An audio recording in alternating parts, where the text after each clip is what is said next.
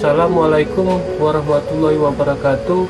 Saya Sardaja Susilo, Babinsa Koramil 01 Lawis Galagala, Kodim 0108 Agara, dan saat ini saya Babinsa Desa Sukajaya, Kecamatan Lawis Galagala.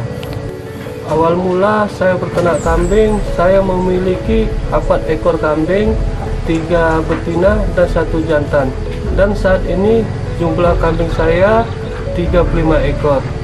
Hal-hal yang perlu diperhatikan dalam berternak kambing, yang pertama faktor kandang.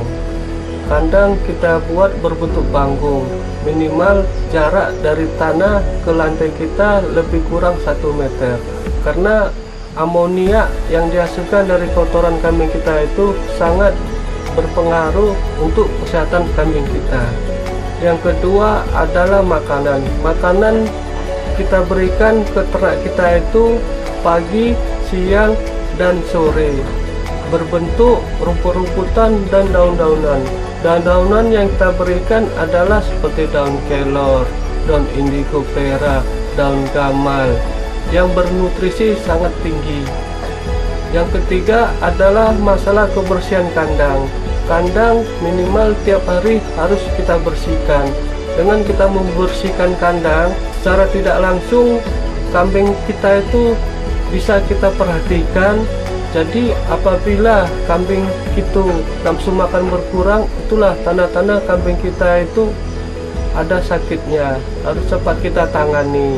Dan apabila kita tidak mampu, kita panggil mantri hewan yang setiap saat hadir apabila kita panggil. Hasil ternak kambing kita dalam setahun, jumlah indukan kita 15 ekor akan menghasilkan anakan kambing lebih kurang 40 ekor. Dan kotorannya pun kita manfaatkan sebagai kompos dengan cara kita fermentasi dengan EM4.